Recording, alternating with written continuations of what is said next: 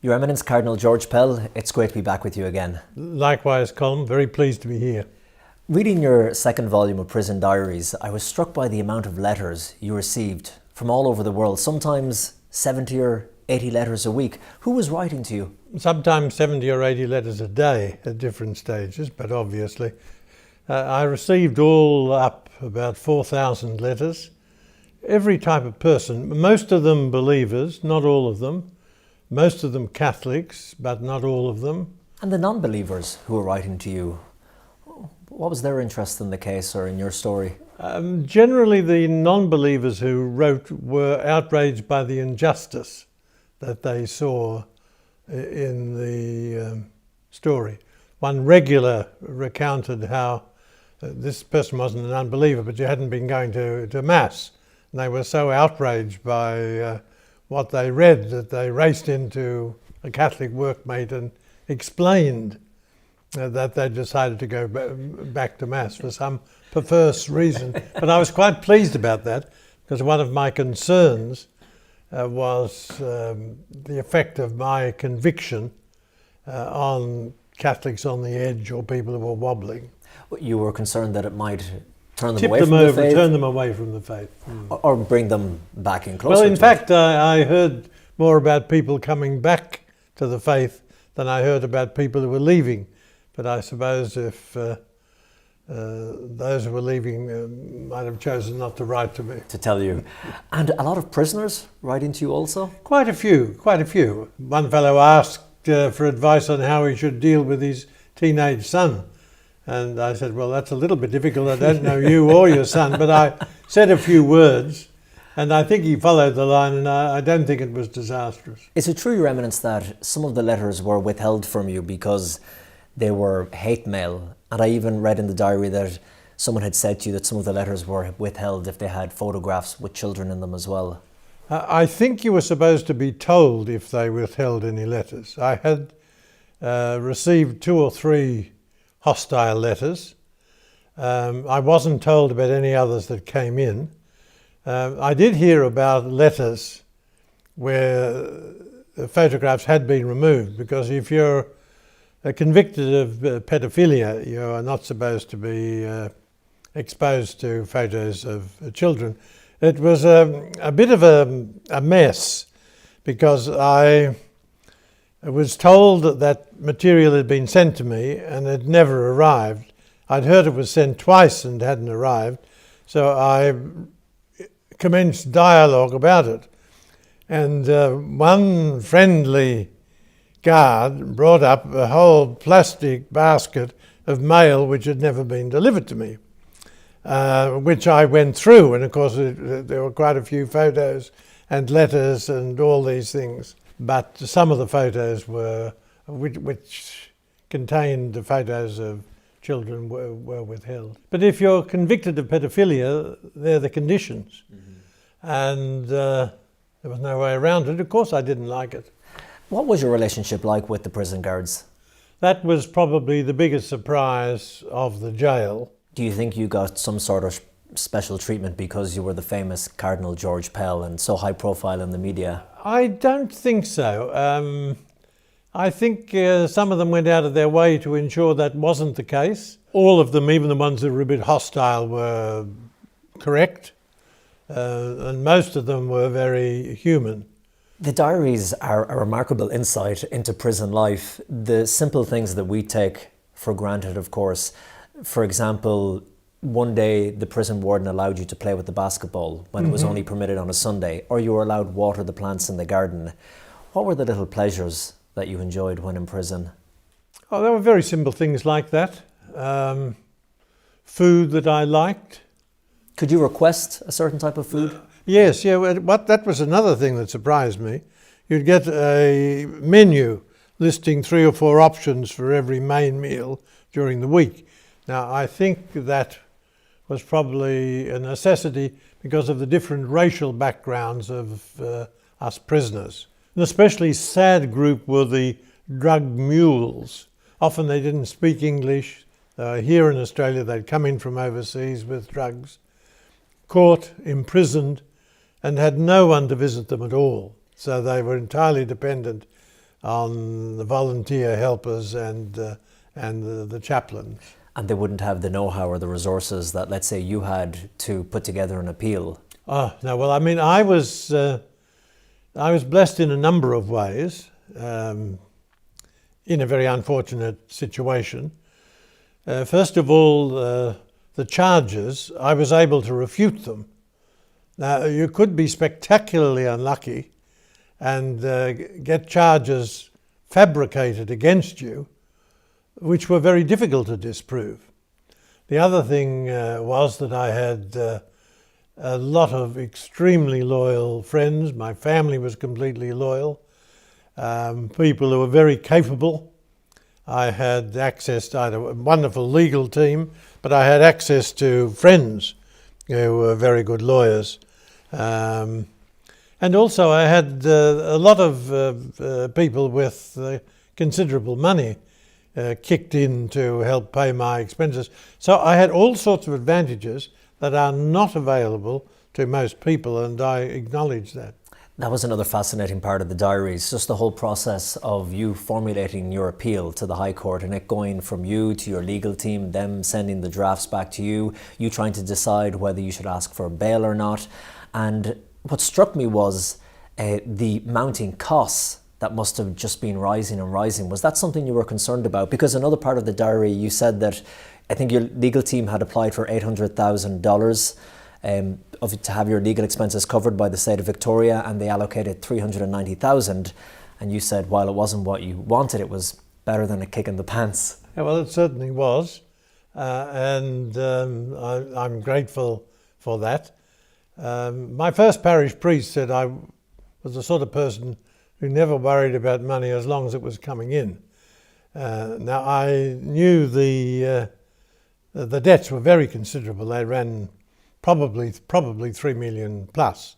There's still a significant amount that remains to be paid, but I wasn't particularly worried about it. I was disconcerted, but I wasn't, and I'm not particularly worried about it.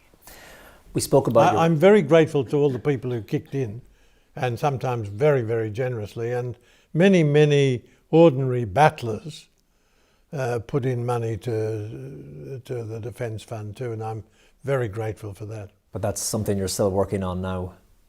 Yes, that story's not over. We talked about your relationship with the prison guards, and I know that you didn't have much interaction with the other prisoners because you were in isolation, but you could certainly hear them at points. What was that sound like? Was it at night time when you were trying to sleep? You write bits about the banging, hearing prisoners shout that they wanted to go home, others yelling back at them to shut up. It was very sad. Sometimes the people were so angry. Sometimes they were so full of anguish. Sometimes it was pathetic and childish. I heard one night I couldn't catch all of it, a prolonged debate between two of them over whether I was really guilty, which was interesting. Were you shouting, chiming in as well? No, I just let them go. Another incident that wasn't so pleasant, you were walking down the corridor in the prison from your cell to the exercise pen, and for some reason there was a gate open or something, but a prisoner spat at you and it landed on you. No, it wasn't quite like that. I was actually in the exercise cell, and there was an area which was never opened for me on any other occasion and had been left open inadvertently. And so I was walking around, actually I just happened to be saying the rosary, and suddenly I was spat on, or attempt to spit on. So I was furious and turned and went to the grill to rebuke whoever it was, and to my slight amazement, he promptly fled. Now, I mean, we were separated completely by a terrible grill, but he continued to abuse me. He was calling you a rock spider. Yes, I'm not sure that I got the correct term. I might have called it a black spider or a rock spider, but it's a term of abuse for pedophiles. Was that the first time you got very angry in prison? Yes, I think it is. I snapped at one guard when he asked me whether I was thinking of suiciding, so I bit his head off and explained to him succinctly that I was a Christian, and we didn't go in for that. But apart from, that's the only time I think I lost. I didn't lose my temper, but I was very cross. Germany. Let's talk for a moment about Germany, because in the diaries you do talk a bit about the situation of the church in Germany. You were watching it closely. What do you think about how things are unfolding at the moment in the Catholic Church in Germany? Well, I think it's ominous. There are two basic positions. In one of those, for what I call gospel Christians, the last word comes from the scriptures, as interpreted in our case by the church. In an alternative Christian point of view, the last word comes from modern understandings of the scriptures. I think there's a percentage of the German church which seems to be resolutely heading in the wrong direction. And by that I mean it's quite clear that a liberalised Christianity, whether it's a liberalised Catholicism or Protestantism, in a generation or so merges into agnosticism. Of course, the duty of the German bishops is to uphold the teachings of Scripture, to uphold the teachings of the Church. We stand under those teachings. They've got no power to change them. None of us do. What is important is what is in the Word of God, what is in the apostolic tradition. And I don't think when push comes to a shove they'll, to mix my metaphors, cross the Rubicon. But we'll see. We'll see. You never know. You write again about the Vatican financial scandals in the second volume of your diaries. Are those criminal elements that you spoke about in your diary, do you think they've all dissipated? Have they disappeared from the Vatican Bank? Actually, I think they might be completely gone from the Vatican Bank. Certainly the leadership there is good. Whether they're entirely gone from the rest of the Vatican is a different question. I don't know. Somebody said it's like mowing a lawn. You mow the lawn, but sometimes you're not quite sure what's the character of the root that remains below the surface. And when the spring comes again, they might return. So I just don't know, but certainly a lot of the trouble has been removed. I used to say that we don't know how many souls are lost in hell or how many enter heaven, but with money you know what you lose and what you gain. It is close to impossible to conceal the worst, and you fear for the financial future. Chickens come home to roost, and a poor or bankrupt church can do nothing material to help the poor. Do you fear sometimes that the church might be heading for financial ruin? No, I don't. I think we can avoid that. But one of the good things we did bring in was clear accounting procedures. One of the fascinating and disconcerting realities when we started the financial reforms was that it was almost impossible for most people to know where the Vatican really was financially. Now that's changed with proper accounting methods. I think we now have access to accurate information. I've often quoted the fact we found 1.4 billion's worth of euros in the Vatican which weren't on the books. Now, I don't think we're going to go bankrupt at all. For one thing, there's not an enormous debt. It's quite a strange situation. You described it in your book as foggy and muddled. Yes, it's much less muddled than it was. It's less foggy than it was. But the weather's not good. Finally, Your Eminence, in another part of the diaries I read you writing that you had an ambition to live long enough to speak at the next pre-conclaaf meeting so you could talk about the kind of pope you think the church needs. That was probably a little bit indiscreet to write that. Well, now I'd like to ask you about it. At that meeting, let's look to the future. What would you say, or what would you speak about? Well, I'd just go back to the scriptural teaching on the role of Peter. The Pope is the successor of Peter. He's the rock man, the foundation of the church. He's there to strengthen the faith of his brothers and sisters. The Pope is the cornerstone for universal church unity. The Church of Rome traditionally has been the final arbiter on what belongs genuinely to the apostolic tradition, what is compatible with the teachings of Christ and the apostles. The doctrinal role of the papacy is absolutely fundamental. What age are you today, Your Eminence? I'm 79. 79. And very soon to turn 80 when you lose your vote. How do you feel about turning 80, and how do you feel about losing your vote? Well, I've always said that I agreed with the principle that you lose your vote at 80. Now, some people are saying with modern medicine perhaps it should be 85. I don't know. Allegedly, it was introduced by Paul VI because allegedly somebody voted for Cardinal Del who'd been dead for 30 years. And also, I think there's also a good argument that, you know, with longevity now, you might have 120 voters and 80 retired bishops, well, who are no longer involved in the day-to-day running of the church, and that would skew the pastoral priorities, the reflexes. So I think it makes sense to have a cut-off, and I'm not objecting to the 80-year age limit. But no doubt you'll find it difficult when you turn 80 and not being able to have a vote in the No, conclave. I won't particularly find it difficult. It's one less responsibility. And the passage of time and heading into your 80s, how do you feel about that? Some people despise it, growing older, they fear it, they look back more, they're more nostalgic.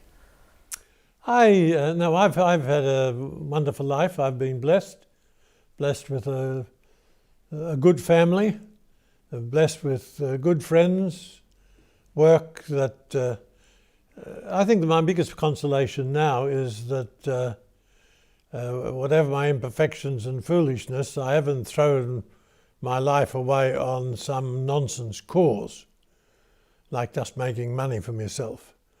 You know, that I've devoted my life to Christ, to the church, imperfectly and ineffectively, but I get some considerable consolation with that. Any regrets in life, in general? No, not many. I'm not one to go back looking over things. One mistake I think I did make media-wise was not to project myself in a way that showed that I was human. Like people would want to do human interest stories on me in the media, and I always refused because I said, no, I'm here to preach and to teach. I'm not here to increase the cult of personality. But if I had allowed myself to be seen as somebody who didn't always just speak out on controversial issues. And didn't always have two horns and was totally unsympathetic in that, it might have helped the reception of my message. Because you were always a polarizing figure in Australia, because you spoke your mind, you didn't mind speaking out about, you know, topics of the day. It's not my mind. That's, I mean, well, your beliefs, what you believed in. Not even so much what I believed in. I mean, that might or mightn't be interesting. I might or might not say it tactfully. The really important issue for the church is, do we teach publicly what Christ taught? Now, some of those teachings are quite unpopular. Forgiveness, people with no rights like the unborn, people at the bottom of the pile. As a church leader, should you speak up on issues where you know you're not going to get the popular vote, where you know most of the people are against you? Basically, we have an obligation to keep presenting the teachings of Christ and the teachings of the Catholic Church. And our society will be deeply diminished to the extent it moves radically away from the Christian teachings on love and service and forgiveness. And we can already see that in society, in the changes that are taking place. We're often concentrating on the losses to the church of a decline of practice and the departure of believers. That's certainly true, but it has big consequences for society generally, especially when a majority of the people had been Christian. Your Eminence Cardinal George Pell, it was great to talk with you once again, and thank you very much for your time. Good, thank you.